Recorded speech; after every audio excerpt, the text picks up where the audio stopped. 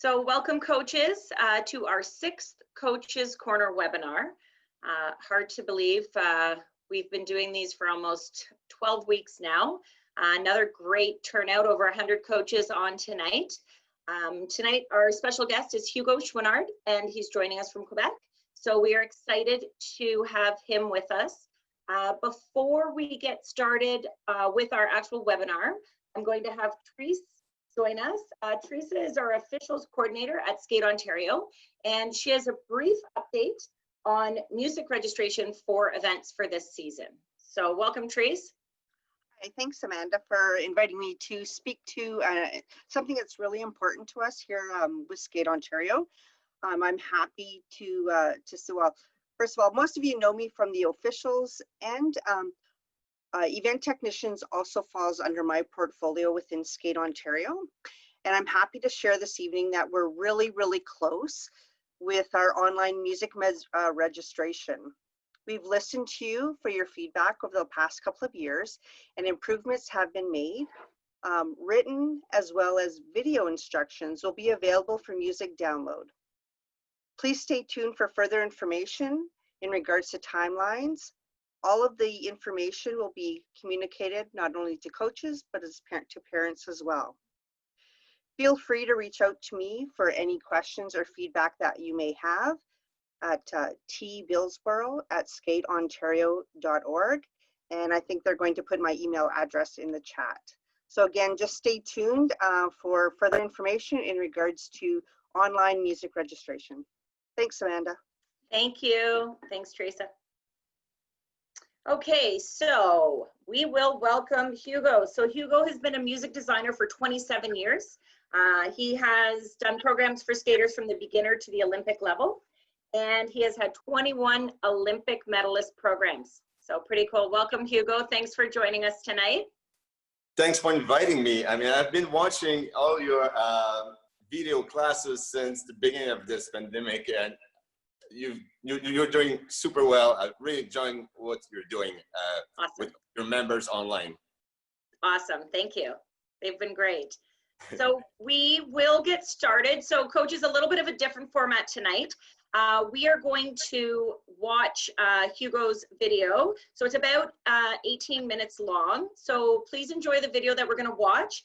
And when we are done, we are going to come back together. I know some coaches have sent in questions already, so we're going to open up the floor for questions for Hugo. So let's get started on the video. Enjoy. We'll regroup after the video. Hey guys, what's up? My name is Hugo Chouinard and I'm a figure skating music designer. Welcome to my studio. What are the 3 most important parts of your equipment as a skater? Your skates, your costume, and obviously the music. Music is the foundation of your season, on which you will invest time and efforts. It will define your image, your costume, your choreography, and so much more. It should be the mirror, the reflection of your own personality. And when I create a skating mix, I always imagine the music in the context of competition because I was myself a figure skater. I was an ice dancer. I've been on the national team for a few years. I've started the studio back in '94. And I even had the chance to be a synchronized skating coach for 4 years.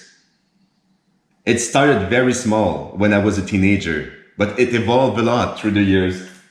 Through these amazing collaboration, people from whom I've learned a lot about my profession.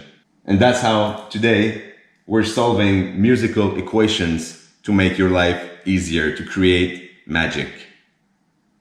Keep in mind that music is the canvas on which you will paint your season. Even if you are a great skater, if the music selection, editing and composing is not well designed, you won't shine to your maximum potential. And seriously, music has never been so accessible, so you can find gems everywhere, anytime. Spotify, iTunes, Google Play Music, Shazam, SoundHound, YouTube, and if you don't find, you go. I can help you. And always make sure that the music you're planning to use for the coming season is available in high definition. Same with images. Bad resolution, high definition, you can see the pixelization. Same concept with music. You have bad files, good files, check the resolution, make sure that you can purchase the files you will use. But let's go back to the ice. When I watch skating, I love what surprises me, what reaches me emotionally, what entertains me, and what thrills you when you go to a show, when you see a movie, you go to a ballet or a musical. It's the same with skating. You have a costume, you have an audience, you have a music mix. When you skate, imagine the spotlights. You are a great athlete, but you are also a performer, an entertainer, and an artist. And that's the reason why you need a soundtrack at the height of your performances. A soundtrack to make you shine. Music is not just something intangible. It's your vehicle. It's one of the 3 most important parts of your equipment. And who are you trying to please when you're selecting your own music? Your coach? The judges? The crowd? Or yourself? I see 2 strategies when you're picking your music. You can decide to highlight your natural strengths and skills, or maybe to explore new styles to develop your versatility. Figure skating is an extremely technical sport, but it's also a show that must reach an audience. You have to tell and perform a story that must touch emotionally the audience and the judges. And you cannot convey the emotion of music that you do not feel deeply from the inside. Follow your heart. There is so much good music and stories you can tell. Once you have found music that inspires you, and before editing, improvise to it on the ice. Try to make moves and see if it inspires you something. But one thing for sure, editing is the key. It's not just the background music that you shape to reach a specific duration. It's the soundtrack of your story, the story you're going to tell on the ice. Listen to the raw files as many times as you need to identify the most interesting section.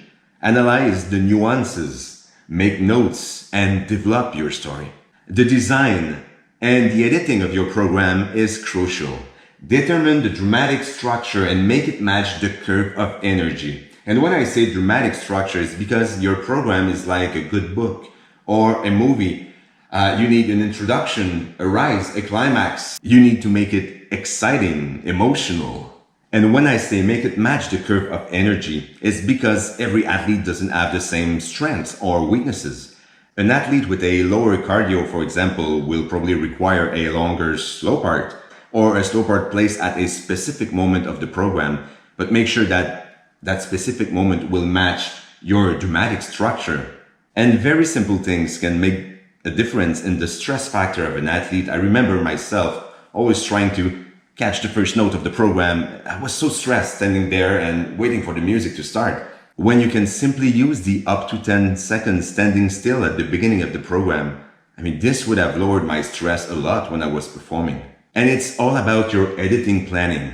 And the complexity of editing is to find the best strategic and artistic combination to maximize the marks and the emotional impact. Which elements do you imagine on each music? That's an exercise you need to do when you listen to your raw files. Just figuring if this song could be good for a spin or this other track could be good for a jump or the step sequence will help you placing the music in the correct order. Which moment could be used for highlights? Is that bang or this orchestral hit would be good for a throw? Or is this cello section could be good for a spin? Which music would be the best opening? That's always the first question I ask myself. Which music would be the best climatic ending? Or maybe you want to end with a sad, soft ending. This is up to you, but you need to know. And then you need to find the best order to create contrast, because a program that is flat is boring. So create contrast, create emotion, and create moments. Make 2 long drafts and try them on the ice. And then you'll narrow down all the section that feels too long. So it's going to be easy to match your element duration. But before starting to choreograph, you can't go on the ice and face the audience not knowing what you are interpreting. That's basic. So make research about the music you have found. Know the story. Watch the movie. If it's related to a movie, make sure that you watch the movie even before you edit the music. And obviously before you start making the choreography. Create your story. If there's no specific story related to the song you've picked, well, create your own story and tell us that story. Because when you know what you're telling us, when you know your story, you can feel the music. Create the intensity with your performance. Look at these faces. Look at the body language. They certainly know what they're telling us. And they live the whole story. You can see they're performing it with heart and soul. Look at the crowd. I remember myself, I was having so much fun performing on Latin music. And I was always trying to spot people in the crowd and make them smile. I was like interacting with them and having fun doing it. And it was like helping me perform. Try to move your audience. And when I say create moments, here is a good example. I've made these little skate nods, which are video references to the original source of inspiration. For example, you have here Kaori Sakamoto, and she is doing this iconic move everyone will recognize, which brings flavor to the program, and you can easily make a relation to the story because most of you have seen The Matrix. Here is another one with Yuna in her Bond Girl program. And finally, this little gem of Javier in his Guys and Dolls program, shaking and throwing the dice, like the scene in the movie. If you like the concept and you want to see some more, just go on my Instagram page. I have a bunch of other skate nuts video I've created. So how can the music help creating the magic in a skating program? Well, magic happens when there's a bonding relationship between your mix and the choreography. Abrupt transitions spoil a memorable moment because you want everyone to focus on your performance without being distracted by a bad edit or a bad cut. Mixes and transitions should add to the originality of your program. If you cannot achieve it yourself, well, invest in professional editing. You would not be proud to skate in an awful costume. And it's the same with music. I mean, be proud of your mix. It's always easier to perform when the music sounds awesome. And there are cool things we can do, like removing bad words.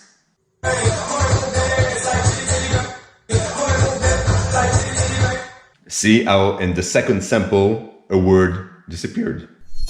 And we also can do the opposite, which is isolating a voice so we can remixing, for example, over a beat track or use for a totally new creation. Sky's the limit. Bloody no sleeping, you're on your tippy toes creeping around like no one knows. Think you're so criminal. Bruises. Have you heard how the instruments disappeared and there was only the voice remaining?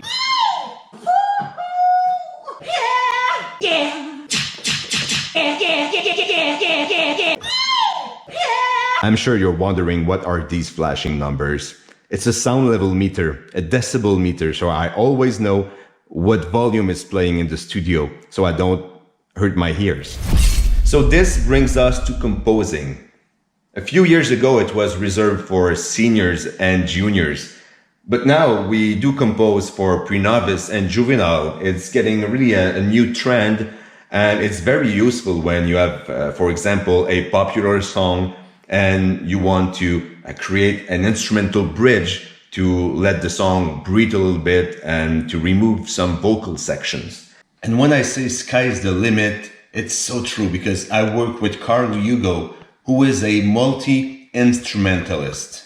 He can match any kind of texture, structure, instruments. He can create original arrangements, underlaying rhythms. For example, in ice dance, we need to always have an audible beat, so this he can create to match perfectly the original music you have selected.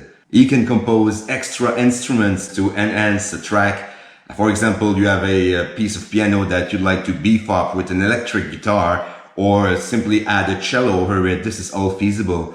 We can compose orchestral music bridges. So if you have a song and you need to create a perfect match with a middle part, but you cannot find something that you like, well, we can compose it to really match the song, but make a change of tempo or a change of emotion. We can compose vocal choirs that can sing words, solo singers that will hum a melody. Can be a female voice, a male voice, can be anything. We can create a grandiose ending like the ending of Tessa and Scott in their Moulin Rouge was beefed up to create that standing ovation moment. You will probably remember Madison Hubble and Zachary Donahue in their Romeo and Juliet program. About a month before Worlds in Japan, they've been told that their ending wasn't strong enough, wasn't intense enough. So Carl Hugo has recomposed a grandiose ending to match their steps so they didn't have to change the choreography at the last minute. Let's have a listen to it.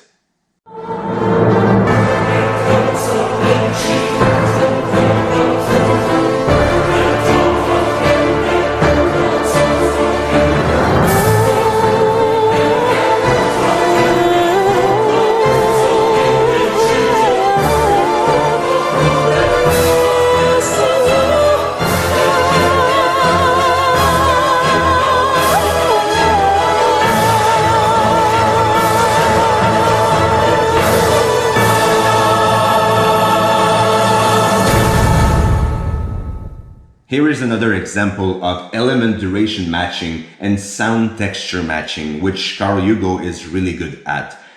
Piaf program, Caitlin Osman. There was a spin that was just a little too long for the original accordion section. And Piaf recording is from the 50s, so the sound is not as good as digital recordings from these days. So we have recomposed that whole accordion section, extrapolating the melody and make it sound like the 50s recording. Watch this example.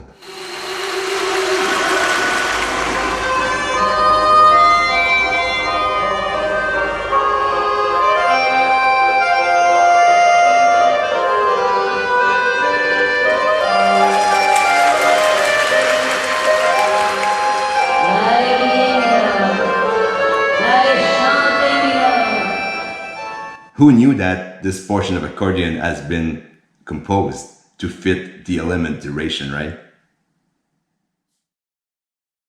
And the icing of your program is the mastering, as important as the editing process, because you can ruin a very nice editing with a very bad sound. And we know how picky rings are with audio acoustics.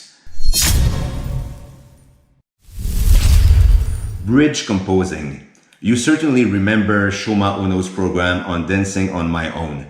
Shoma wanted to skate on that popular song, but wanted something extra. He didn't want to have the old vocal known version from the beginning till the end. So he asked us to create an instrumental extrapolation of the main melody, which would have the same essence, but that would bring something new, something fresh, something that would reflect his own personality. Let's watch this sample.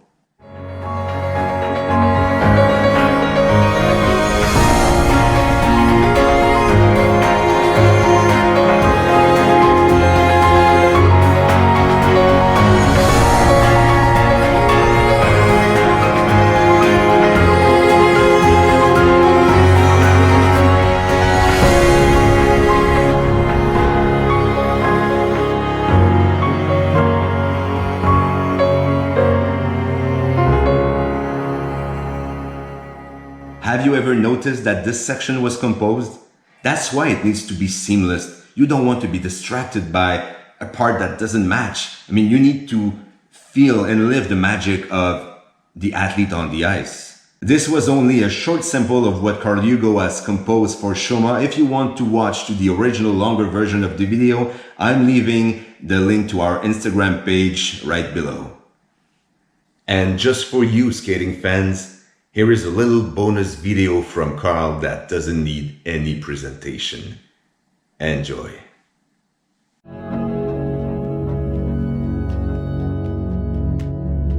As it stands, I found myself in that doorway again. with both feet in and your heart on my sleeve. But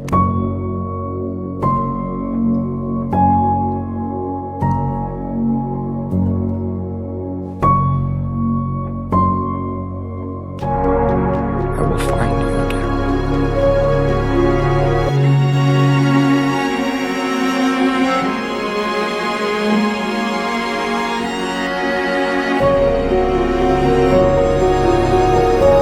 I will find you again.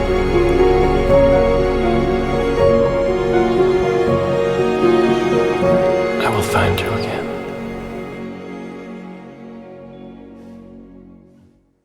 Keep in mind something very important.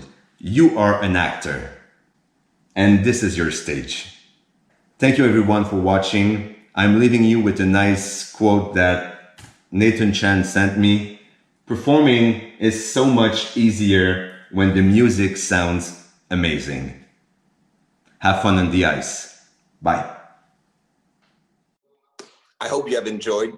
I know the sound on Zoom was not fantastic, but There we go. I was muted, sorry. I wanted to say thank you for that, Hugo. That was super cool for you to share that video with our coaches. So that was awesome. Thank you. Like you were saying, Zoom does your music no justice. So yeah, I know there was a lot of great clips in there. But coaches, we will be sharing that video with you. So we're going to send you the link so you can watch that video again after, and you will definitely have a better idea of the sound when you're watching the video. Hugo, we are already getting some questions come in. Cool. So if you're ready, we can start with some questions. Okay, so, okay, I have first question in. What software do you use? It's called Soundscape. It's from Belgium. And I've been using this software since 95, 96. And it was like 1 year after I started editing, and I was looking for a solution because it was like totally alien to edit music on the computer back then. I mean, there was like, we didn't have emails at that time. So recording music into a computer was totally alien. And I found that software that I jumped in and really enjoyed the way it really enhanced the artistic way of creating programs. It was perfect for skating. Awesome. So how long does it take you to create a mix usually? I mean, it would depend maybe on the length of the program, but how long does it take? Well, sometimes it takes an hour, sometimes it takes a season. Because, I mean, depending on the complexity and also on what you need to, what your needs are, especially in ice dance, in synchro, and at the international level. We start with a base program at the beginning of the season, and we will modify it through the season, frequently between each Grand Prix, to make the element fit perfectly to get the maximum GOE. So a program can start from V1 and end up at I think the record was V53. Wow. Yeah. 53 versions. Wow. Yeah. And we did notice, I did see too in your video that, you know, coaches are coming back to you and you're evolving the program throughout the season, like you mentioned. So it's always kind of a work in progress sometimes. Oh yeah, and that's fun because, I mean, at the beginning of the season, I have no idea what is the reason for this, like 4 seconds here or this highlight there. And after a few events, I can see the program and start understanding what's going on the ice and understand why these 4 beats or why this impact is there and how we can make it better to help the rest of the season or adjust a portion to make it fit an element. So yeah, it's always evolving. Awesome. We have a question that came in the chat box from a coach. Do you work with coaches of all levels for music? Go ahead. Absolutely. And it's always been the way. I've started with little ones, and they trusted me, and that's how I went from provincial, national, international, Olympic level. And I will always will always be a pleasure to work with coaches from any level. And I always give the same amount of heart, because I mean, I've been a skater, so I know how it feels to have a music that you enjoy. And I've skated also to music that I didn't like, and this was, I mean, awful season. So yeah, I mean, it's important for every level, because it's the base of your season, even if you're pre-juvenile. Absolutely. Yeah. Do you ever get involved with the costume design?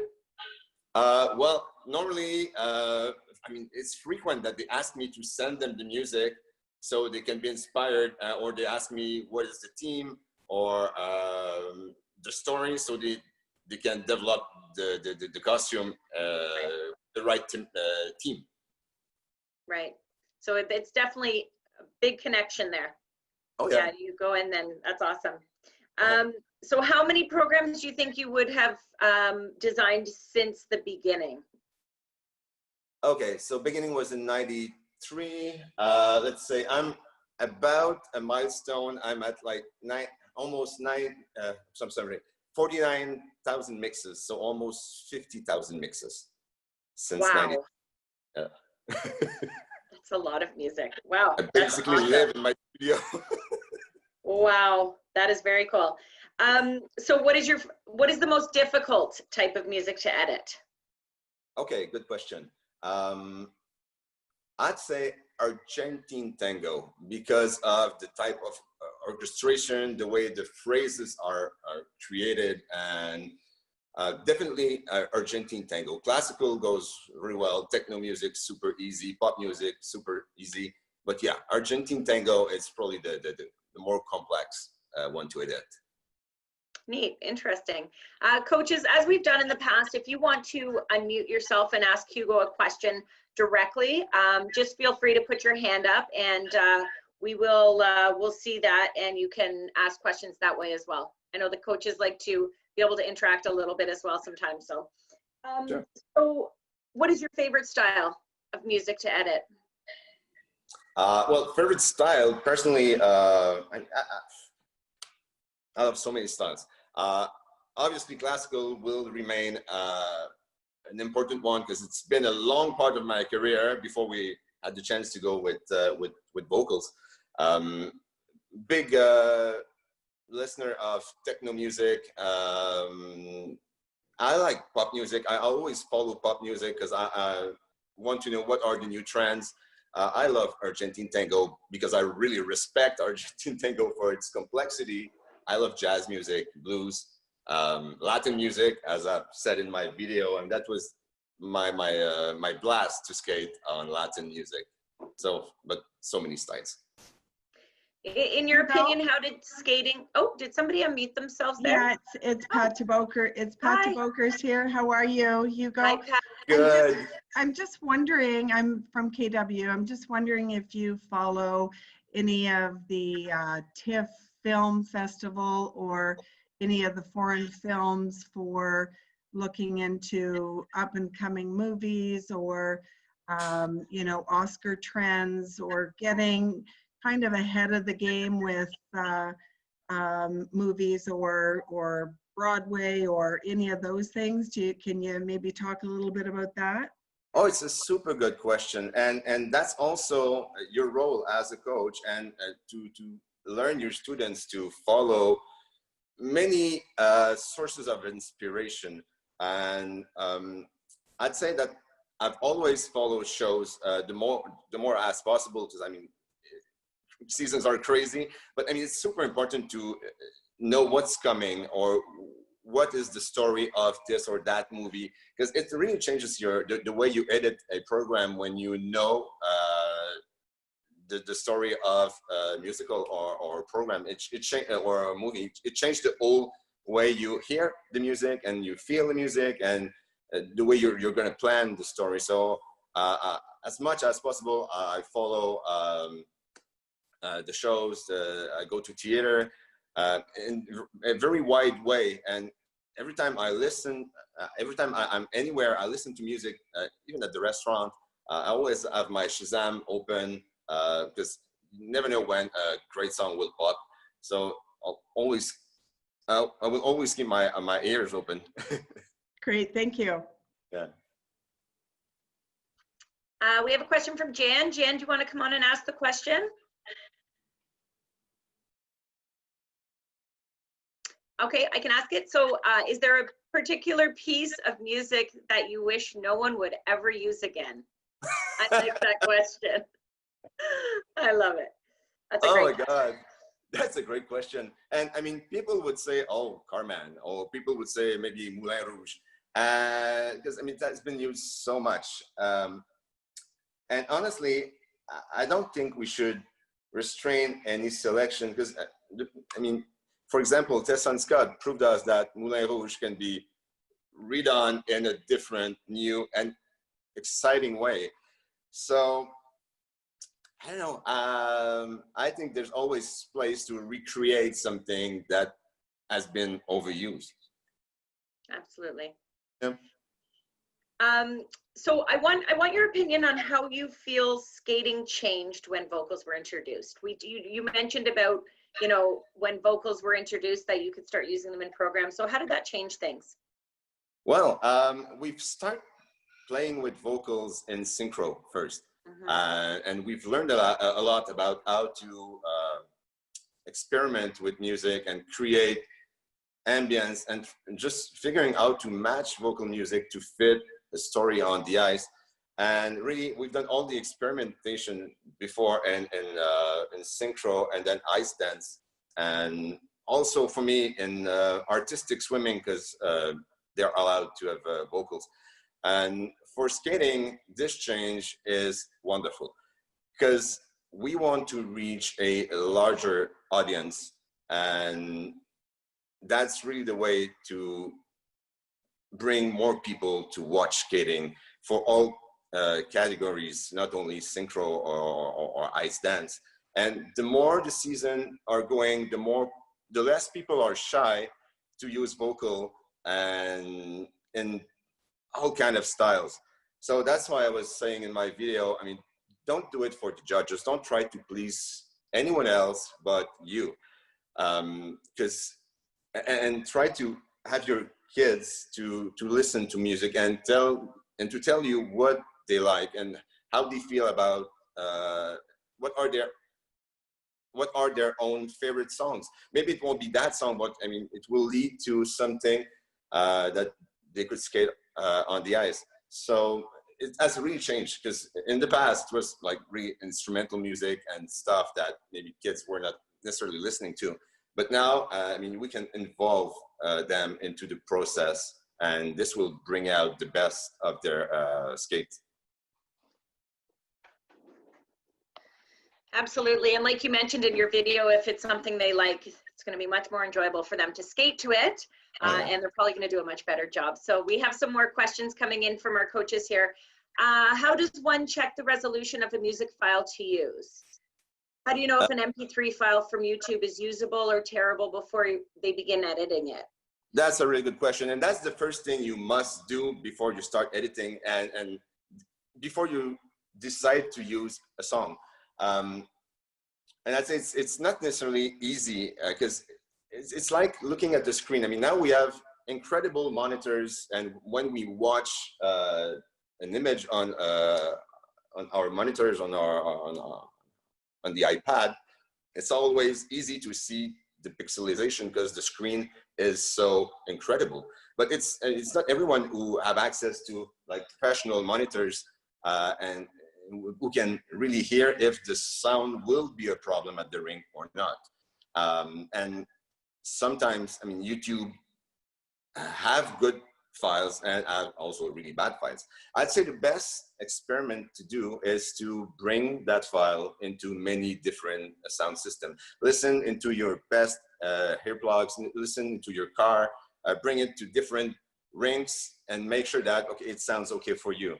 And if you're not sure, well, just send it to me and I will test it and give you my opinion.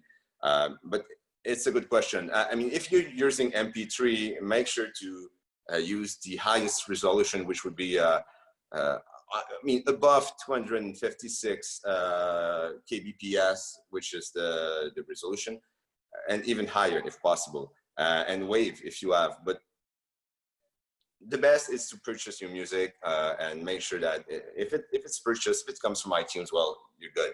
If it's not possible to get it from there, then yeah, make tests and make sure it sounds good where you will need to use it.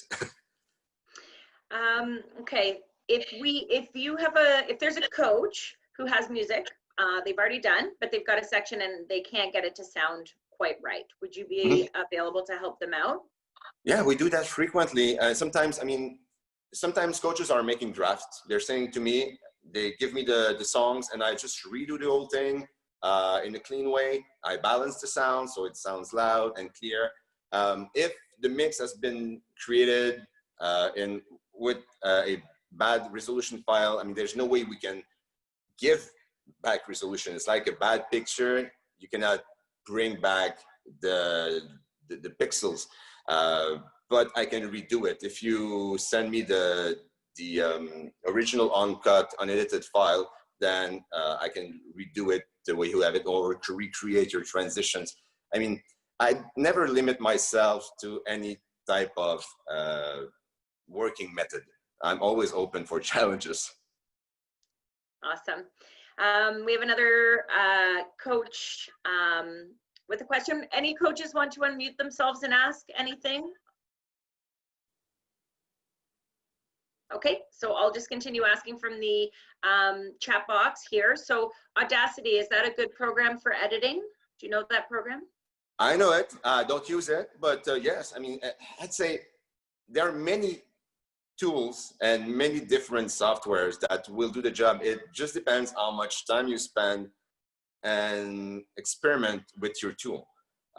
So you have the tool, but you need to experiment. And the more you're going to experiment, the more you'll realize that, oh, this way might work to create this transition, or you'll find tricks. And that's, I mean, that's how I've started, with almost no experience, but a big interest into editing music. And I've made so many tests, and that's the best tip, I'd say. Awesome. So with your high performance athletes that you do their music, when do you typically first see their program? Would you say at an event? Would you say you go into a practice rink? What do you do? Also depends. I have some choreographers who are like on the ice. For example, one that is really into sending me videos is Benoit Richaud. He's working from France or Italy, or he's redoing the Europe and Japanese side. And Benoit likes to send me the video while he's creating. So we literally adjust the music with the video he's sending me. So he's on the ice sending me the videos, and we adjust the steps and this and that. That's the extreme way. If not, well, the first time I watch the program is at summer events, which is really exciting because we've been working for weeks and months on something, and finally I can see it live.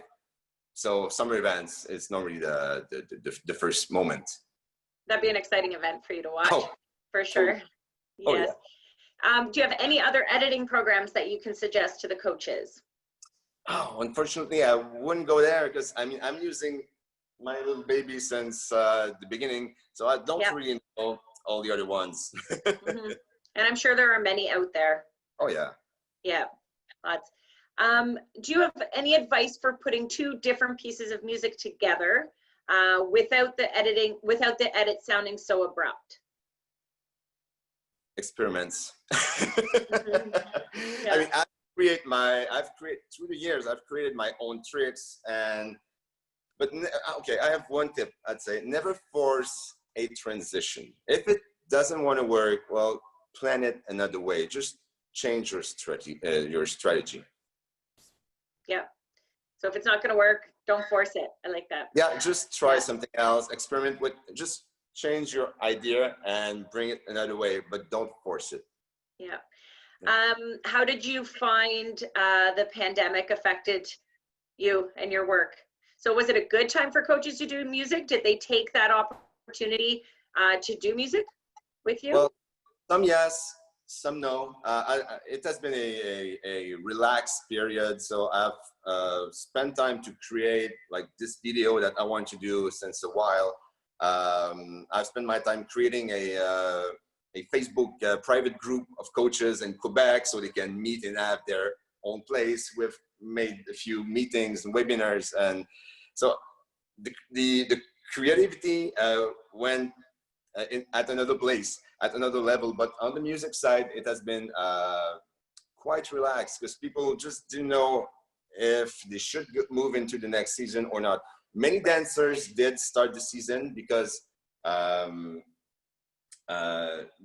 they're planning on a longer base. So if the program is not won't be used this season, it will be good for next year. Same for some synchro teams. But yeah, it has been quite relaxed. Now it's starting since 2 weeks now. Since 2 weeks, it's moving now. But it's Yeah, been, I imagine once skating started, it would get picked up very busy for you. Once return to ice, you know, and was Quebec's timing around the same as ours? We've been back on the ice a few weeks now. yeah, we're back since 2 weeks for the elite, and now many other teams are on the ice, depending on the rinks and ice availability. That's the problem now. Yes, absolutely. Us as well. I have, again, Elizabeth, if you want to unmute yourself, please feel free to do so. I don't want to ask your question. Hi. Hi. Awesome. Hi, Mr. Chouinard. I'm a composer, and I'm wondering what differences you find in mixing for performances in an arena versus a regular track. Would there be certain instruments that might get lost, that need adjustment, or that might muddy the track otherwise? That's just wondering. That's a good question. I mean, that has been probably the most challenging part of my job. And I used to bring my files and try again and adjust and find the right, to adjust my hair to know which instrument would sound. So that's really tough. So you need to bring your files to the ring and test and come back. And I mean, super low frequencies react really bad. And you'll do the test with a heartbeat. Heartbeat is something that doesn't, I mean, sounds good in the studio. At the ring, it's terrible because it's too low resolution, too low frequency on the bass side. So it doesn't react well. You need to be careful with high-pitched piano. You need to be careful with trumpet.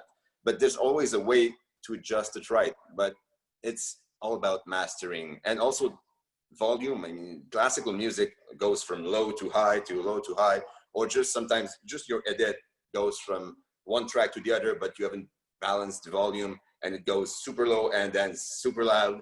So mastering is the tough part.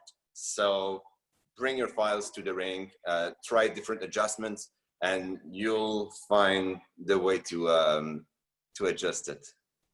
Thank you very much. Thank you, Elizabeth. Victoria, did you want to ask your question?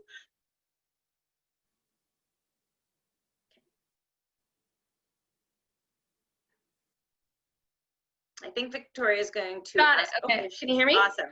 Yes. Hi, Victoria.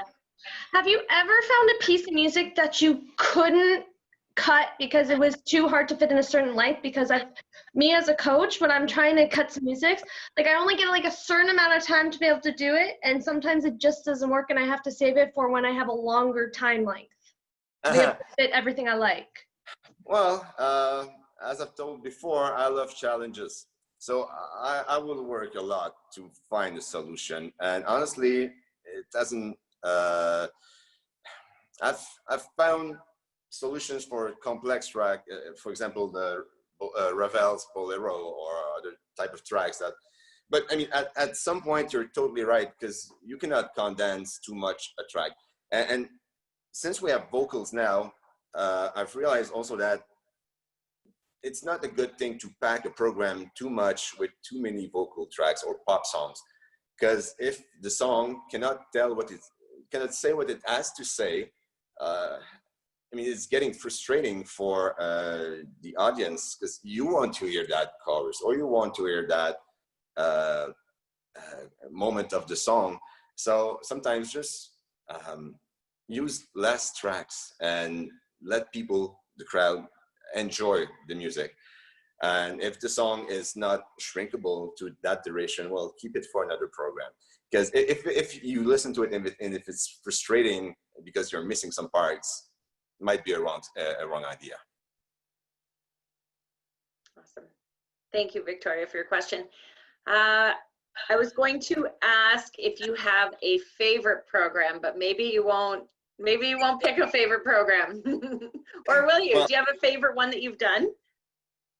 I have many programs I've enjoyed creating and which the result has been also a success on the ice, and that you never really know when it's going to happen. But I'll quote again Tesson Scott Moulin Rouge, which, I mean, that structure was working so well. More Towers Marinero, their Pink Floyd was a challenge, and it ended up like super well. We've worked that with Julie, and we're just trying to find a way to make Pink Floyd work on the ice in a good summary.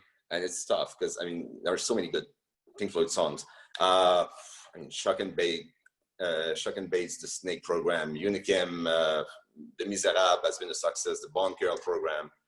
There are so many. The Rocket Man, Nathan Chen, Rocket Man is it's a really good one. And the use of vocal has been really well exploited in that program. And that's the kind of crowd pleaser program I'd like to see more on the ice. For dance, for mans, and also for ladies. Because sometimes I feel ladies are a little more shy to go on that side of skating. But I don't see any reason why it wouldn't be possible. Absolutely. Awesome. Can you talk to us a little bit about synchro? So I know we have some of our synchro coaches on. Have you always done synchro? I saw in your video you used to coach synchro for a few years. So awesome. Yeah. That's Benoit Van's fault, because when I was like in my latest years of skating in ice dance, Benoit asked me, well, would you like to come and help the girls with skating skills and help us with choreography and programs? And I didn't know a lot about synchro. I was making a few music, but really minimal at that time. And I so fell in love with synchro, with the whole team spirit, with the complexity of the sport, and with the music teams. I mean, all these teams are just going wild. In Canada is quite great, creating incredible programs on the choreography side, but on the music side, I mean, the ideas are like infinite.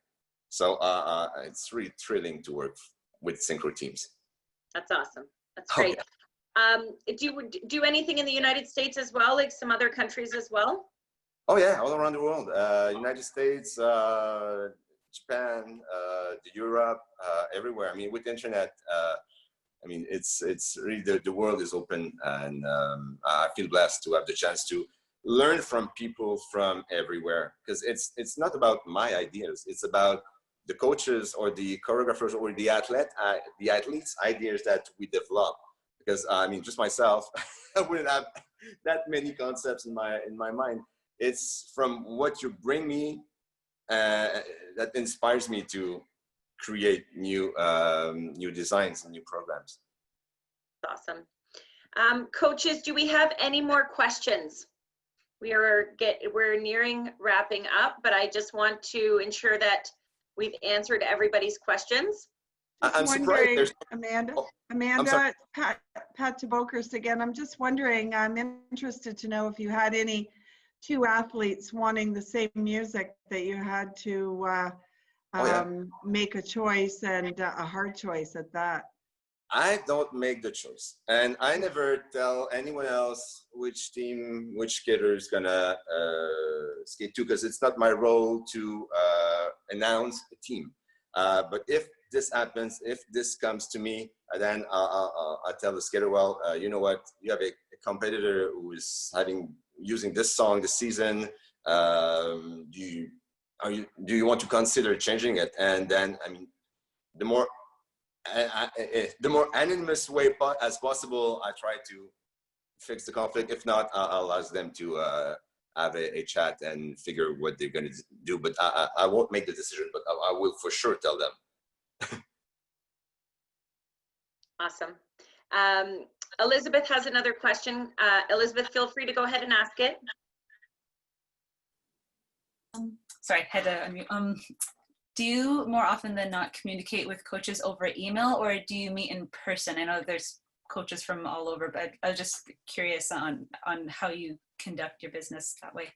Well, I love doing it through emails because at some moment of the season, I mean, it can go like crazy, like running over 250, almost 300 programs at the same time. So receiving an email with the details helps me to at least keep track. But when it's necessary, I go on Messenger, I chat with coaches, I go with live questions and sometimes with video chat.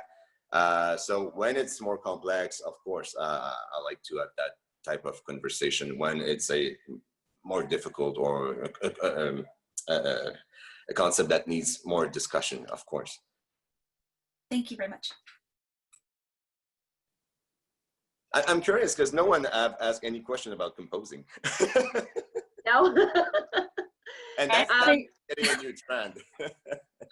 I actually do have a question kind of about composing, because I'm a composer myself, and I really actually aspired to hopefully write music for figure skaters as well one day. So I'm really excited to see this webinar come up. Awesome. Do you ever compose like a full track all on its own for a skater, or is it mostly bridges between? It's rare that we go from scratch for a whole concept for many reasons. And I mean, skating crowd loves something that they can relate to in some points. So that would be possible, but people like to like enhance or create a new dimension to something that many people know. So you create a crowd pleaser that way. And what's fun with my partner is that he can match any type of texture. So we can, and if you re-listen to the YouTube video with the YouTube link, you'll hear how the texture matching flows well from the original song to the bridge.